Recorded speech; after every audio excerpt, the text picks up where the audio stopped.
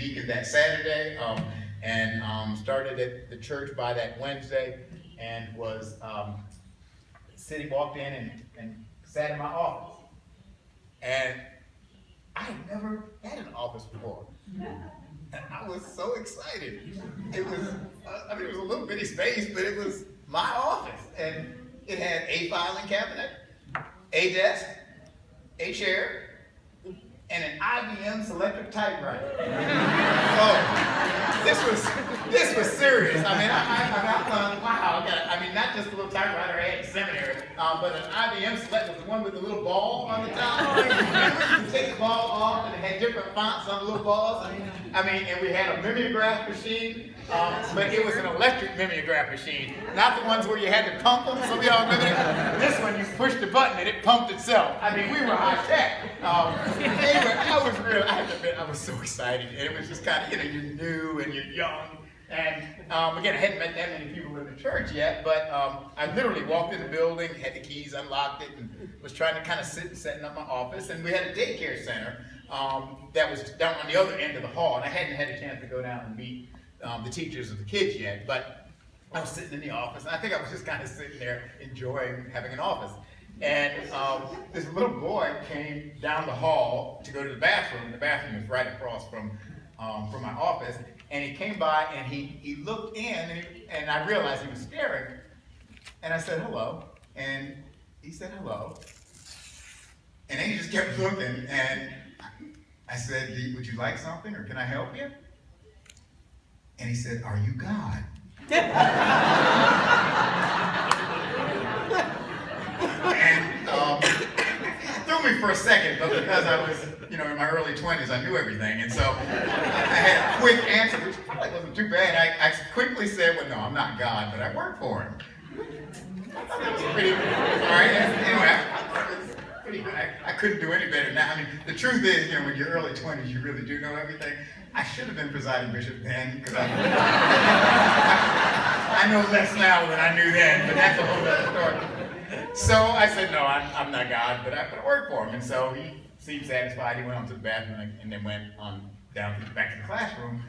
A little while later, another child, I can't remember if it was a boy or a girl, but another child came and asked the exact same question. Are you God?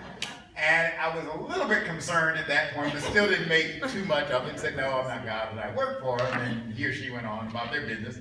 And then later in the morning, not too long later, after that, the teachers were getting ready to take the kids outside to play in the playground, which was outside. They had to come by my office to get outside. All the kids came by, and this really did happen. They walked by the room and said, hi, God, good morning, God, hello, God. And the teachers were kind of walking by looking at this guy like, what have you been telling these children? And I have to admit, at that point, I really was a little embarrassed. But looking back on that, actually, that little boy wasn't that far off.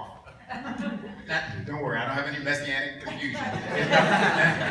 No. They sent me to 3 days of psychiatric battery exams. Presiding bishop, trust me. They looked all in and out of me and all that. But no messianic pretensions. But maybe that little boy was actually saying something. Maybe a child should look not just at Michael Curry, but at any baptized follower of Jesus Nazareth and look at us and actually see God. Not that we are actually God, but that our lives actually point to God. That we've been, as Archbishop Rowan Williams said, so immersed in the life of Jesus that the life of Jesus comes through us. Maybe the world ought to look at us, and when they look at us, they see Him. Maybe the world ought to see the love of God so vivid in our lives that when folk look at us, they know that God really is love and really does love them. Maybe they ought to look at us and see the compassion and the goodness and the justice and the righteousness in a good sense of that word. Maybe a church that's willing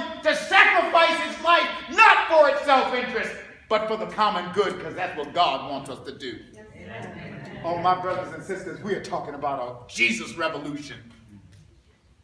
A revolution that actually is our initial origin. It's really who we are. We already are the Episcopal branch of the Jesus movement. and I count it a high privilege and a blessing to be one beggar with some other beggars who can help the world find some bread. Amen.